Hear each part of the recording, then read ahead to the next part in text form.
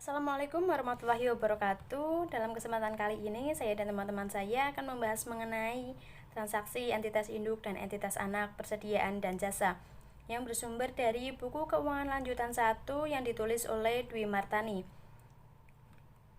Langsung saja, di sini saya Arifah Ilmiati dengan NIM 4321091 dan juga teman-teman saya ada Vita Tri Indriani dengan NIM 4321109. Kemudian Linda Martalia dengan NIM 4321128, Kolila dengan NIM 4321129 dan juga Amilatul Hasanah dengan NIM 4321131. Langsung saja, langsung ke materi. Eliminasi transaksi antara entitas induk dan entitas anak. Transaksi antara entitas induk dan entitas anak.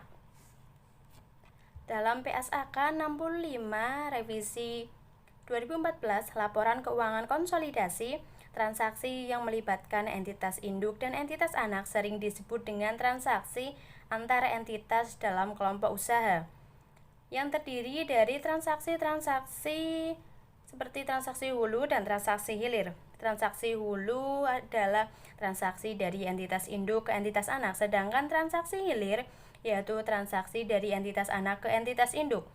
Untuk lebih jelasnya dapat dilihat pada gambar yang telah dicantumkan dalam video kali ini. Kemudian ada pentingnya eliminasi atas transaksi antara entitas induk dan entitas anak.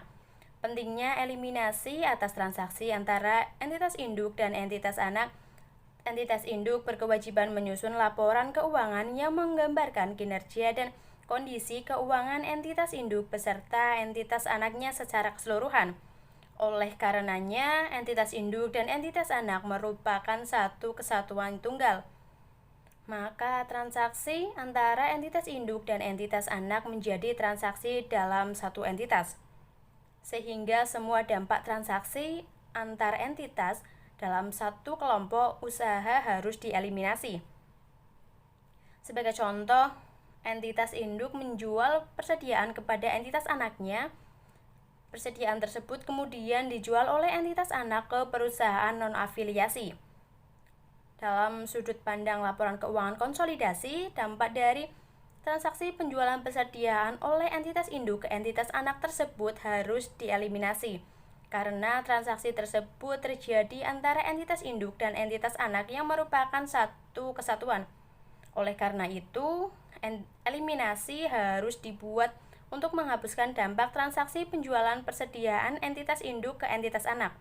Kemudian eliminasi juga harus dibuat ketika persediaan yang diperoleh entitas anak dari entitas induknya ternyata belum terjual sampai akhir periode.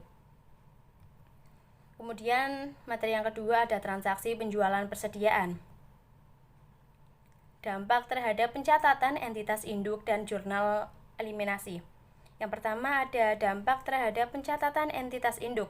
PSAK 15 revisi 2014, investasi pada entitas dari dan Vantura bersama, yang menyatakan bahwa keuntungan atau kerugian yang dihasilkan dari transaksi hulu atau hilir diakui dalam laporan keuangan entitas hanya sebesar bagian investor lain dalam entitas anak. Metode ini sering disebut dengan istilah fully adjust method. Kemudian yang kedua ada dampak terhadap jurnal eliminasi. Jurnal eliminasi terkait transaksi jual beli persediaan antara entitas induk dan entitas anak tergantung pada posisi persediaan pada akhir periode. Ketika seluruh persediaan yang diperoleh dari entitas induk sudah terjual ke perusahaan non-afiliasi pada periode yang sama dengan periode perolehannya, maka jurnal eliminasi dibuat untuk menghapus angka penjualan dan beban pokok penjualan sebesar angka penjualan persediaan entitas induk ke entitas anak. Kemudian jika pada akhir periode seluruh persediaan yang diperoleh dari entitas induk belum terjual, maka penjualan dan beban pokok penjualan yang diakui entitas induk harus dieliminasi.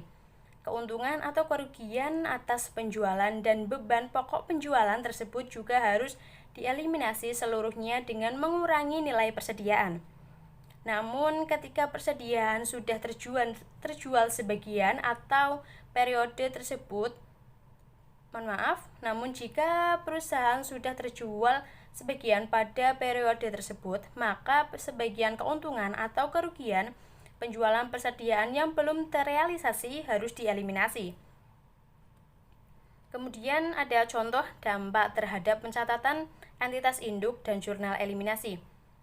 PT Palapa memiliki 100% saham PT Samudra sebesar 10 juta. Beban pokok penjualan atau PPP yang dibukukan oleh PT Palapa terkait transaksi penjualan tersebut yaitu sebesar 6 juta. Kemudian bagaimana pencatatan dan jurnal yang harus dibuat oleh PT Palapa saat penyusunan laporan keuangan konsolidasi 2015 jika dalam skenario 1 seluruh persediaan yang diperoleh dari PT Palapa telah terjual seharga 16 juta. Kemudian skenario 2, seluruh persediaan yang diperoleh dari PT Palapa belum terjual. Sedangkan skenario 3, sebanyak 75% dari persediaan yang diperoleh dari PT Palapa telah terjual seharga 12 juta. Dalam skenario 1 dijelaskan pada gambar tersebut yaitu tentang seluruh persediaan telah terjual. Kemudian terkait penjualan ke entitas anak, PT Palapa melaporkan keuntungan sebesar 4 juta yang diambil dari 10 juta dikurangi 6 juta. Kemudian keuntungan tersebut sudah terrealisasi karena persediaan yang diperoleh PT Samudra dari PT Palapa sudah terjual ke perusahaan non-afiliasi. Oleh karena itu, tidak ada jurnal yang dibuat oleh PT Palapa terkait penangguhan keuntungan transaksi hulu tersebut. Transaksi hulu dalam contoh ini mengakibatkan pengakuan penjualan sebesar 10 juta dan beban pokok penjualan sebesar 6 juta oleh PT Palapa. Di sisi lain, PT Samudra membukukan penjualan sebesar 16 juta. Dan beban pokok penjualan senilai 10 juta. Akun penjualan milik PT Palapa dan beban pokok penjualan milik PT Samudra harus dieliminasi karena transaksi penjualan tersebut terjadi dalam satu entitas. Maka jurnal yang harus dibuat yaitu penjualan di sisi debit sebesar 10 juta dan beban pokok penjualan di sisi kredit sebesar 10 juta. Kemudian dampak dari jurnal eliminasi tersebut terhadap penyajian akun penjualan, beban pokok penjualan, dan persediaan dalam laporan keuangan konsolidasi dapat dilihat dalam gambar yang telah kami cantumkan dalam video kali ini. Kemudian akan saya lanjutkan mengenai skenario 2. Dalam skenario 2 ini terdapat seluruh persediaan yang belum terjual. Dalam gambar tersebut memperlihatkan bahwa terdapat akun penjualan dengan senilai nominal 10 juta rupiah dan juga terdapat beban pokok penjualan senilai 6 juta rupiah, kemudian juga terdapat persediaan dengan nilai 10 juta rupiah. Lalu keuntungan penjualan yang dibukukan oleh PTP itu senilai 4 juta rupiah. 4 juta rupiah didapatkan dari penjualan senilai 10 juta rupiah, kemudian dikurangi dengan beban pokok penjualan senilai 6 juta rupiah, sehingga memunculkan nilai 4 juta rupiah sebagai keuntungan. Namun, keuntungan tersebut tentunya belum terrealisasi, karena hingga akhir periode, persediaan tersebut masih dimiliki oleh PTS. Oleh sebab itu, PTP harus mencatat penangguhan keuntungan saat penjualan tersebut dengan menggunakan jurnal sebagai berikut. Jurnal yang dibuat oleh PTP yaitu bagian laba atas entitas anak pada bagian debit senilai 4 juta rupiah, kemudian terdapat bagian kredit yaitu investasi pada entitas anak senilai 4 juta rupiah. Oleh karenanya, transaksi penjualan persediaan pada ilustrasi ini merupakan transaksi hulu, maka PTP ini harus mencatat keuntungan yang belum terrealisasi secara penuh. Transaksi hulu pada contoh ini itu mengakibatkan pengakuan penjualan sebesar 10 juta rupiah dan beban pokok penjualan sebesar 6 juta rupiah oleh PTP. Dan hal tersebut belum terdapat penjualan yang dibukukan oleh PTS. Kemudian, dari sudut pandang konsolidasian, persediaan tersebut masih berada di perusahaan, sehingga penjualan dan beban pokok penjualan tersebut yang diakui oleh PTP harus dieliminasi secara penuh. keuntungan atas penjualan yang belum terrealisasi tersebut yaitu sebesar 4 juta rupiah yang didapatkan dari penjualan dikurangi dengan beban pokok penjualan senilai 10 juta dikurangi dengan 6 juta harus dieliminasi juga dengan mengurangi persediaan. Maka jurnal eliminasi yang harus dicatat yakni penjualan di sebelah debit dengan nominal 10 juta rupiah, kemudian terdapat beban penjualan diletakkan pada kredit dengan nominal 6 juta rupiah, dan yang terakhir terdapat akun persediaan dengan nominal 4 juta rupiah yang diletakkan di sebelah kredit. Jurnal tersebut dibuat untuk mengeliminasi penjualan persediaan pada PTS dan PTP. Lalu, dampak yang ditimbulkan dari jurnal eliminasi tersebut terhadap penyajian, penjualan, beban pokok penjualan, dan persediaan dalam laporan konsolidasian itu tercatat di dalam laporan yang telah tersedia dalam PowerPoint. Laporan keuangan konsolidasian antara PTP dan PTS memiliki dampak, yakni akun penjualan PTP yang awalnya 10 juta rupiah, kemudian pada PTS 0. Sebelum konsolidasi tentunya terdapat nominal 10 juta rupiah, kemudian penjualan tersebut dieliminasi juga dengan nominal 10 juta rupiah. Maka pada konsolidasian akhir tidak terdapat nominal pada penjualan, yang artinya penjualan tersebut 0. Kemudian pada akun beban pokok penjualan, PTP terdapat nilai 6 juta rupiah, PTS 0. Sebelum konsolidasian juga tentunya terdapat nominal 6 juta rupiah, kemudian juga dieliminasi sebesar 6 juta rupiah, dan konsolidasian akhir itu terdapat nominal 0. Kemudian yang terakhir juga ada akun persediaan, di mana dalam PTP awalnya adalah 0, kemudian pada PTS persediaan yang tercatat yaitu 10 juta rupiah, maka sebelum konsolidasian tersebut tercatat juga 10 juta rupiah dan dieliminasi sebesar 4 juta rupiah. Maka dengan adanya eliminasi tersebut pada bagian konsolidasian akhir, persediaan masih tersisa 6 juta rupiah. Untuk selanjutnya yaitu mengenai skenario 3, di mana dalam skenario 3 ini sebagian persediaan ini telah dijual. Maka teman-teman bisa melihat gambar yang telah tersedia, di mana dalam gambar tersebut menyajikan penjualan sebesar 10 juta, kemudian terdapat beban pokok penjualan senilai 6 juta rupiah, juga terdapat penjualan tersendiri senilai 12 juta rupiah, dan beban pokok penjualan pada PTS juga terdapat 7.500.000 rupiah, dan juga persediaan senilai 10 juta rupiah. Oleh karena persediaan yang diperoleh oleh PTP baru mencapai 75% yang telah terjual, maka terdapat keuntungan penjualan yang tentunya belum terrealisasi. Besaran keuntungan penjualan yang belum terrealisasi tersebut senilai 25% dengan nominal seharga 1 juta rupiah yang didapatkan dari 25% dikalikan dengan nominal keuntungan yang belum terrealisasikan yang telah dihitung pada bagian awal, yaitu senilai 4 juta rupiah. Maka dengan keadaan seperti itu, PTP harus mencatat penangguhan keuntungan atas penjualan tersebut dalam suatu jurnal, di mana terdapat akun bagian laba atas entitas anak pada bagian debit senilai 1 juta rupiah. Kemudian juga terdapat bagian kredit yang mencatat investasi pada entitas anak senilai 1 juta rupiah. Jurnal ini yaitu jurnal untuk mencatat keuntungan yang tentunya belum terrealisasi.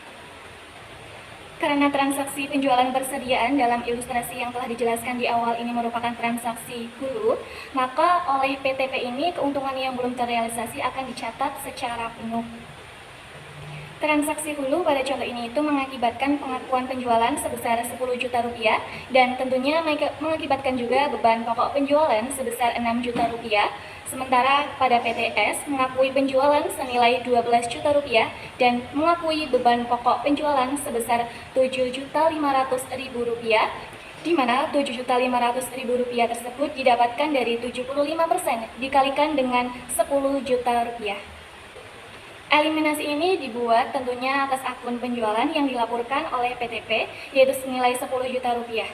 Keuntungan atas penjualan yang belum terrealisasi tersebut sebesar 1 juta rupiah, maka dieliminasi dengan mengurangi akun persediaan.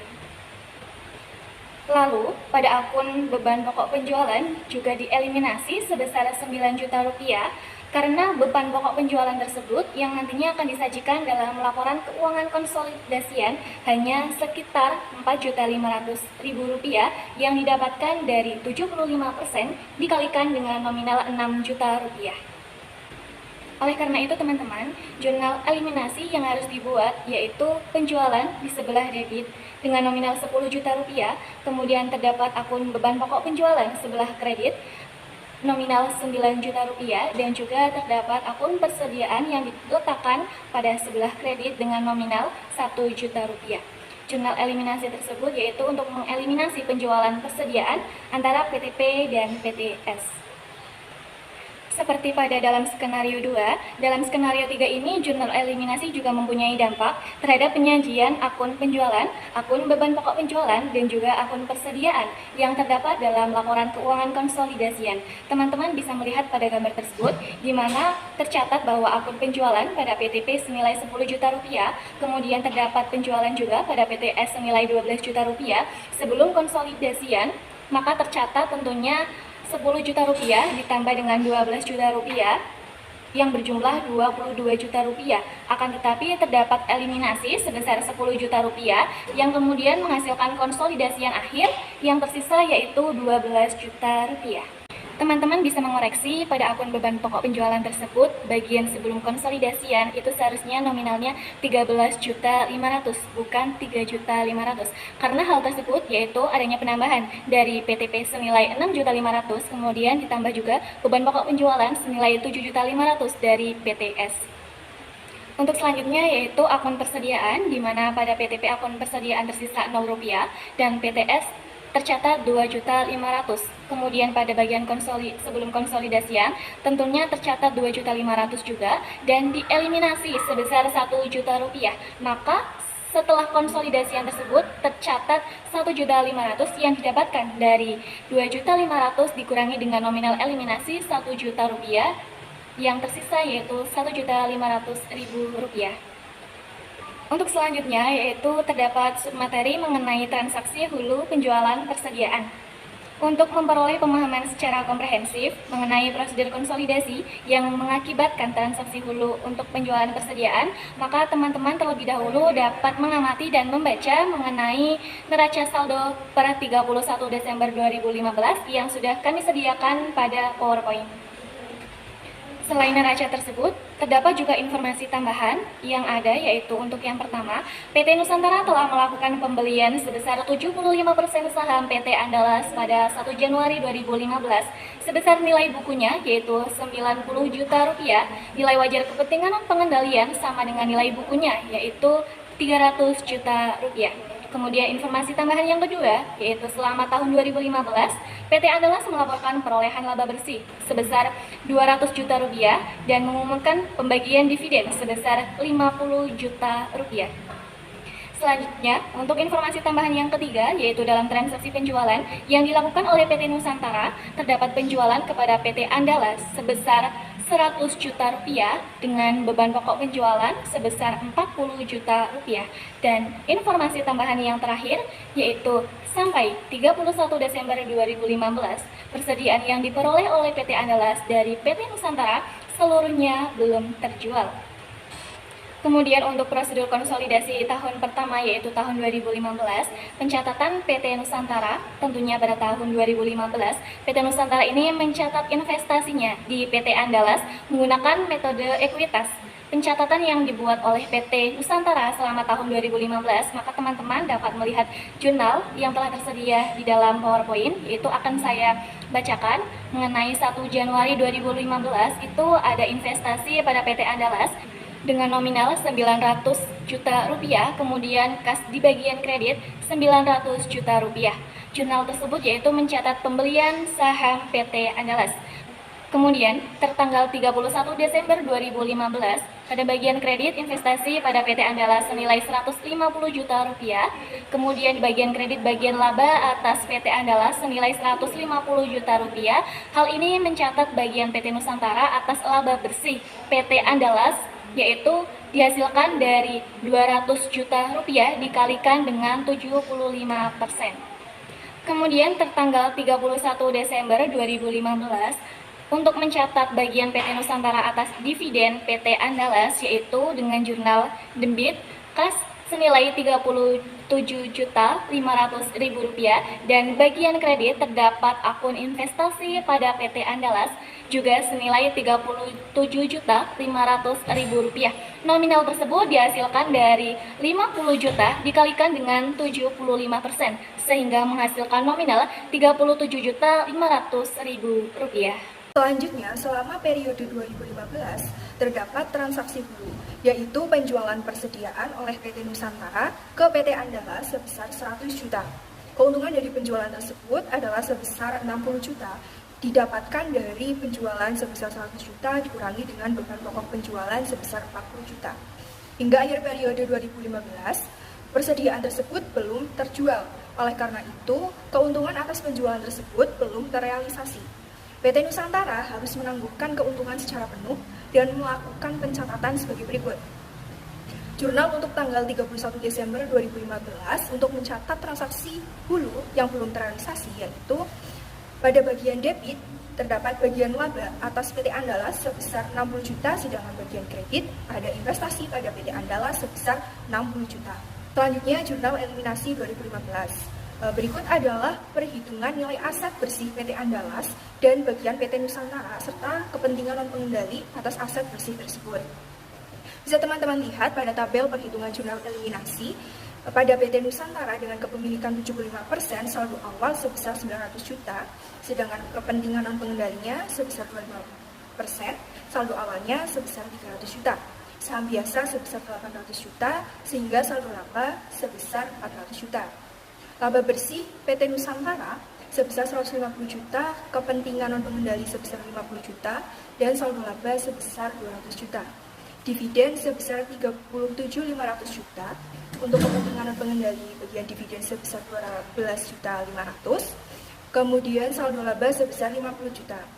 Sehingga saldo akhir PT Nusantara sebesar 1.012.500.000, sedangkan kepentingan non-pengendali sebesar 330.500.000 rupiah, dan saham biasa sebesar 800 juta, sehingga saldo labanya menjadi sebesar 550 juta rupiah.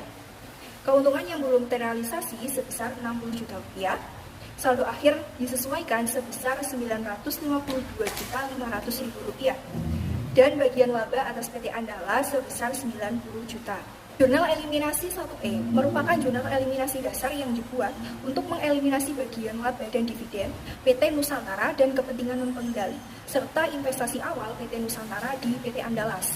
Jurnalnya yaitu saham biasa sebesar 800 juta, kemudian saldo laba sebesar 400 juta, bagian laba atas PT Andalas sebesar 90 juta, bagian laba kepentingan non-pengendali sebesar 50 juta.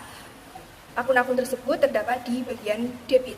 Kemudian untuk bagian kredit terdapat dividen yang diumumkan sebesar 50 juta, kemudian investasi pada PT Andalas sebesar 952.500.000 rupiah, kemudian kepentingan non-pengendali sebesar 337.500.000 rupiah. Persediaan yang diperoleh PT Andalas dan PT Nusantara belum terjual sampai akhir 2015. Hingga dari sudut pandang konsolidasi, penjualan dan beban pokok penjualan PT Nusantara terkait transaksi hulu harus dieliminasi. Keuntungan atas penjualan juga harus dieliminasi karena keuntungan tersebut belum terrealisasi. Jurnal eliminasi yang dibuat adalah pada bagian kredit terdapat penjualan sebesar 100 juta, kemudian pada bagian debit terdapat penjualan sebesar 100 juta, sedangkan pada bagian kredit terdapat beban pokok penjualan sebesar 40 juta dan persediaan sebesar 60 juta. Selanjutnya terkait dengan transaksi hilir penjualan persediaan. Untuk memperoleh pemahaman secara komprehensif tentang prosedur konsolidasi yang melibatkan transaksi hilir terkait penjualan persediaan, digunakan ilustrasi yang sama dengan menyesuaikan saldo pada beberapa akun yang terkait dengan transaksi penjualan oleh entitas induknya. Contoh transaksi hilir penjualan persediaan. PT Nusantara melakukan pembelian 75% saham PT Andalas pada 1 Januari 2015 dengan nilai bukunya yaitu sebesar 900 juta. Nilai wajar kepentingan non-pengendali pada saat itu sama dengan nilai bukunya, yaitu sebesar 300 juta. Bisa teman-teman lihat neraca saldo per 31 Desember 2015 untuk PT Nusantara dan PT Andalas. Selama tahun berjalan, PT Andalas melaporkan perolehan laba bersih sebesar 200 juta dan mengumumkan pembagian dividen sebesar 50 juta. Neraca saldo kedua perusahaan per 31 Desember 2015 Disajikan seperti tabel 5.9.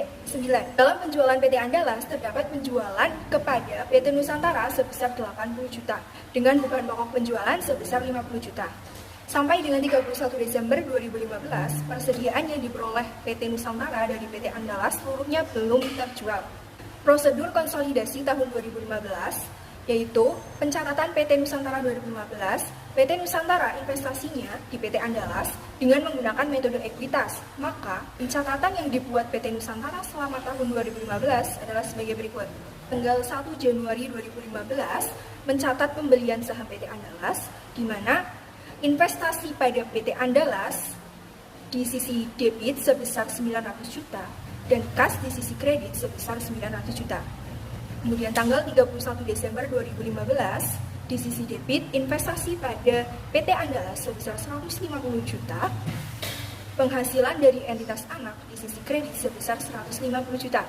Tanggal 31 Desember 2015 mencatat bagian PT Nusantara atas dividen PT Andalas, yaitu kas di sisi debit sebesar 37.500.000 dan sisi kredit investasi pada PT Andalas sebesar 30.500.000. Angka tersebut didapatkan dari 50 juta dikali dengan 75%. 50 juta yaitu pembagian dividen. Selama periode 2015 terdapat transaksi hilir, yaitu penjualan persediaan oleh PT Andalas ke PT Nusantara sebesar 80 juta. Atas penjualan tersebut, PT Andalas membukukan beban pokok penjualan sebesar 50 juta. Sehingga keuntungan dari penjualan tersebut adalah 30 juta. Karena sampai dengan akhir periode 2015 persediaan tersebut belum terjual, maka keuntungan atas penjualan tersebut belum terrealisasi. PT Nusantara mencatat keuntungan yang belum terrealisasi hanya sebesar porsi kepemilikan PT Nusantara saja, yaitu 75% dari 30 juta. Jurnal yang dibuat oleh PT Nusantara adalah sebagai berikut. Tanggal 31 Desember 2015, bagian debit bagian laba atas PT Andalas sebesar 22.500.000, sedangkan bagian kredit investasi pada PT Andalas sebesar 22.500.000. Angka tersebut didapatkan dari 30 juta atau keuntungan dari penjualan dikalikan dengan 75%. Sedangkan jurnal eliminasi tahun 2015, kita lihat terlebih dahulu perhitungan nilai aset besi PT Andalas dan bagian PT Nusantara serta kepentingan non-pengendali atas aset besi tersebut. Bisa teman-teman lihat pada tabel perhitungan jurnal eliminasi. Jurnal eliminasi 5E merupakan jurnal eliminasi dasar yang dibuat untuk mengeliminasi bagian laba dan dividen PT Nusantara dan kepentingan non-pengendali serta investasi awal PT Nusantara di PT Andalas. Jurnalnya yaitu pada bagian debit terdapat saham biasa sebesar 800 juta, saldo laba sebesar 400 juta, bagian laba atas PT Andalas sebesar 127.500.000 rupiah, bagian laba kepentingan pengendali sebesar 42.500.000 rupiah. Sedangkan di bagian kredit terdapat dividen diumumkan sebesar 50 juta, investasi pada PT Andalas sebesar 990 juta, dan kepentingan pengendali sebesar 330 juta. Persediaan yang diperoleh PT Nusantara dari PT Andalas belum terjual sampai akhir 2015. Sehingga dari sudut pandang konsolidasi, penjualan dan beban pokok penjualan, PT Nusantara terkait transaksi hilir tersebut harus dieliminasi. Keuntungan atas penjualan juga harus dieliminasi karena keuntungan tersebut belum terrealisasi. Jurnal eliminasi yang dibuat adalah jualan pada sisi debit sebesar 80 juta, sedangkan beban pokok penjualan di sisi kredit sebesar 50 juta dan persediaan di sisi kredit sebesar 30 juta. Selanjutnya yaitu transaksi penjualan jasa. Entitas induk dan entitas anak sering terlibat dalam transaksi penjualan jasa. Entitas induk memberikan jasa kepada entitas anak atau sebaliknya, seperti halnya dengan transaksi penjualan persediaan. Dampak transaksi penjualan jasa antara entitas induk dan entitas anak juga harus dieliminasi. Eliminasi untuk transaksi penjualan jasa tidak sekompleks eliminasi untuk transaksi penjualan persediaan. Dalam transaksi penjualan jasa, pendapatan jasa yang diakui oleh entitas induk atau entitas anak akan menjadi beban anak atau entitas induk pada nilai yang sama, sehingga tidak terdapat keuntungan yang belum terrealisasi atas transaksi tersebut. Dampak transaksi penjualan jasa terhadap jurnal eliminasi.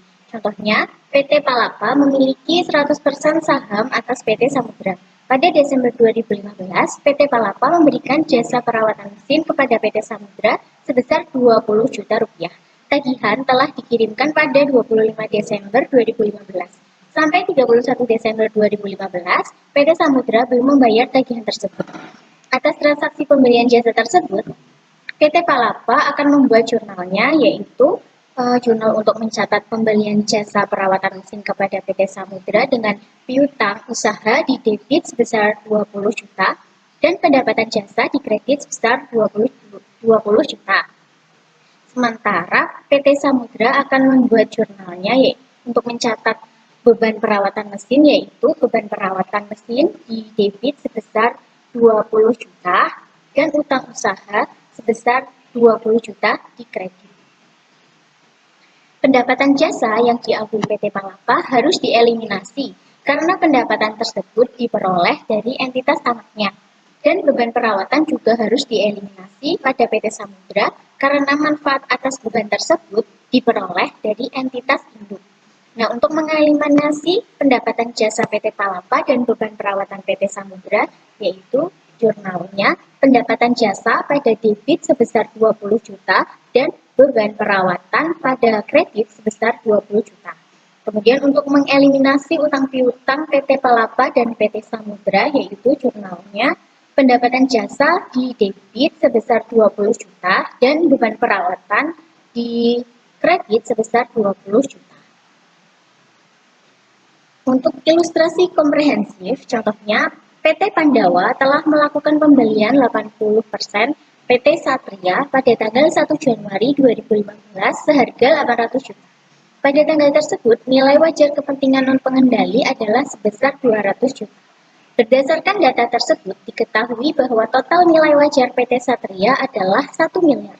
Nilai aset bersih PT Satria pada 1 Januari 2015 sebesar 800 juta. Perhitungan diferensial dari akuisisi PT Pandawa terhadap PT Satria dapat ditunjukkan melalui perhitungan, yaitu nilai akuisisi oleh PT Pandawa ditambah nilai wajar kepentingan non-pengendali, yaitu 1 miliar.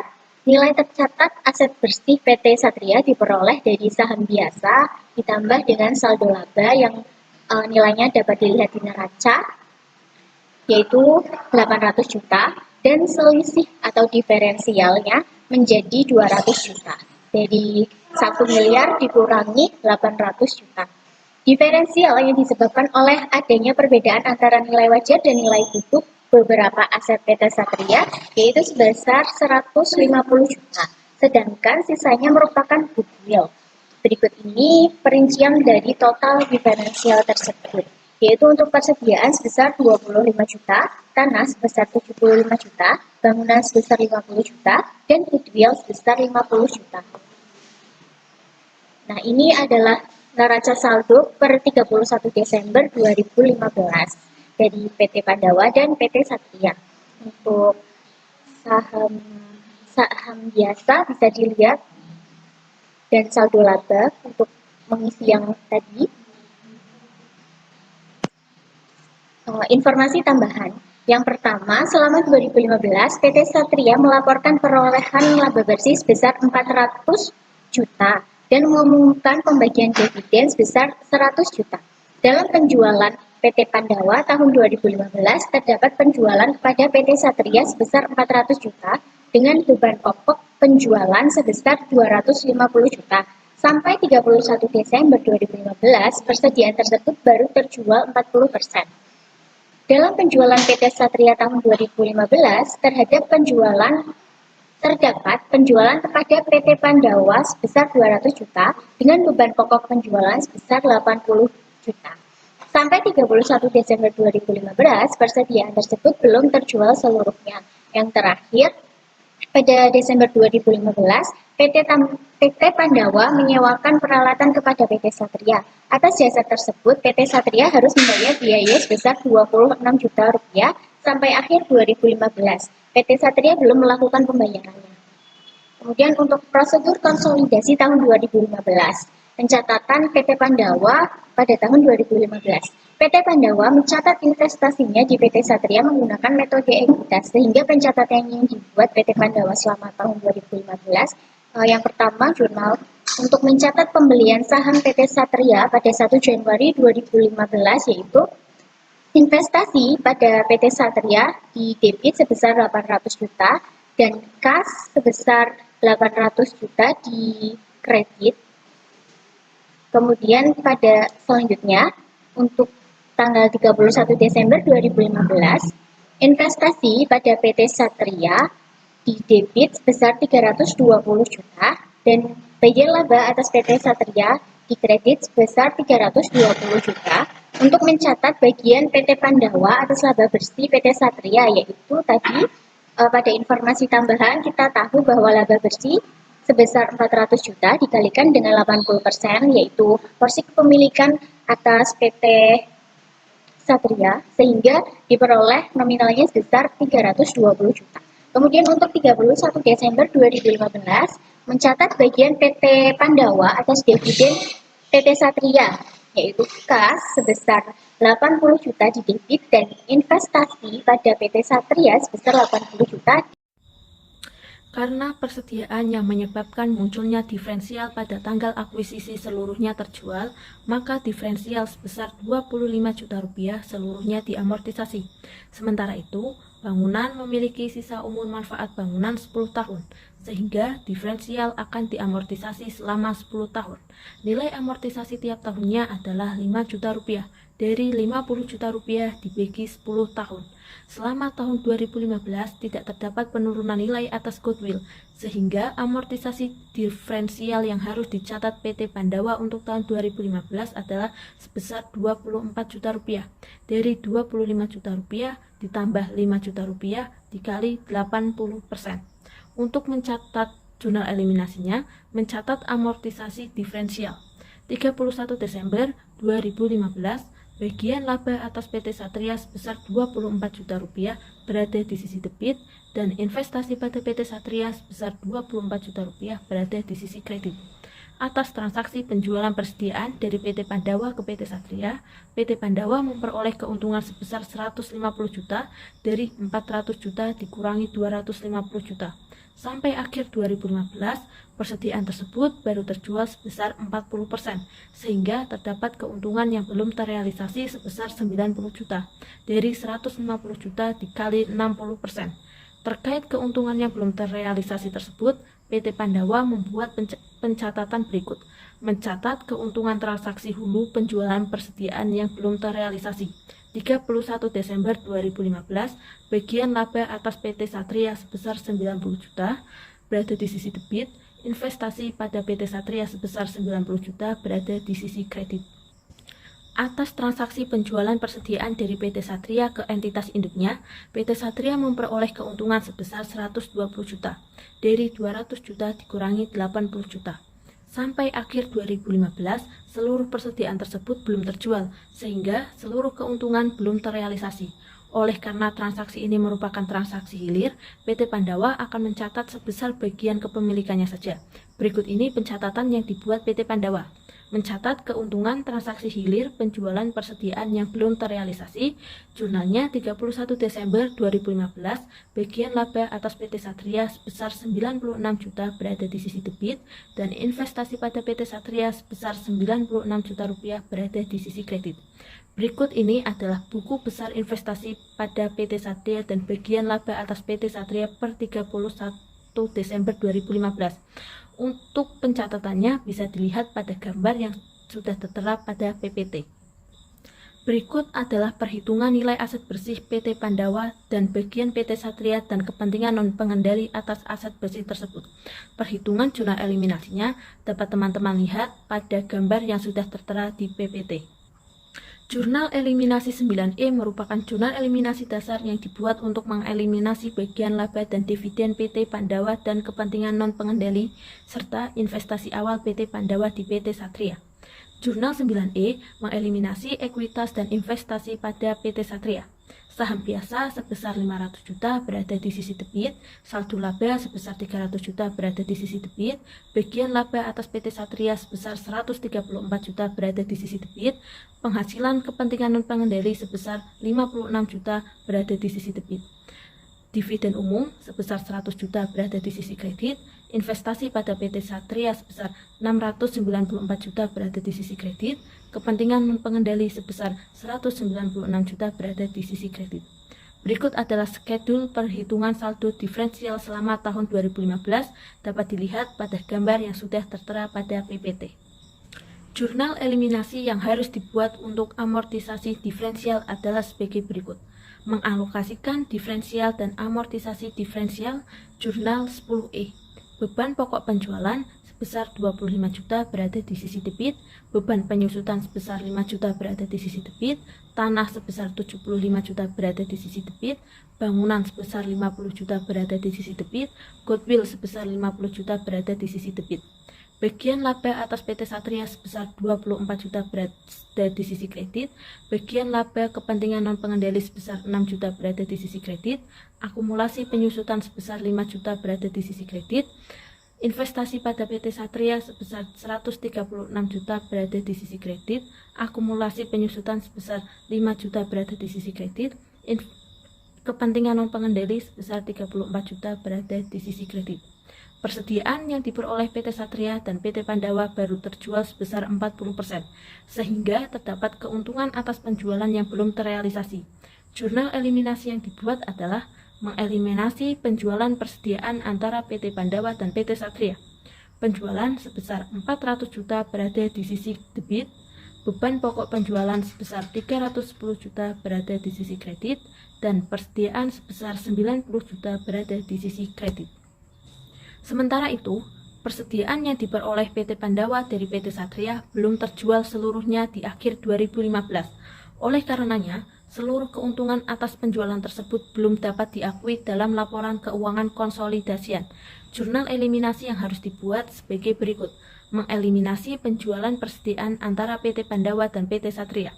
Penjualan sebesar 200 juta di sisi debit, beban pokok penjualan sebesar 80 juta berada di sisi kredit, dan persediaan sebesar 120 juta berada di sisi kredit. Atas pemberian jasa sewa oleh PT Pandawa ke PT Satria, diperlukan jurnal eliminasi untuk mengeliminasi pendapatan sewa dan beban sewa, serta utang piutang yang disebabkan oleh transaksi tersebut. Jurnal eliminasi yang dibuat adalah yang pertama, mengeliminasi pendapatan dan beban sewa. Pendapatan sewa sebesar 26 juta rupiah berada di sisi debit, beban sewa sebesar 26 juta rupiah berada di sisi kredit. Yang kedua, mengeliminasi utang piutang terkait transaksi pemberian jasa sewa. Utang usaha sebesar 26 juta rupiah berada di sisi debit, dan piutang usaha sebesar 26 juta rupiah berada di sisi kredit. Sekian presentasi yang dapat kami sampaikan, kurang lebihnya mohon maaf. Wassalamualaikum warahmatullahi wabarakatuh.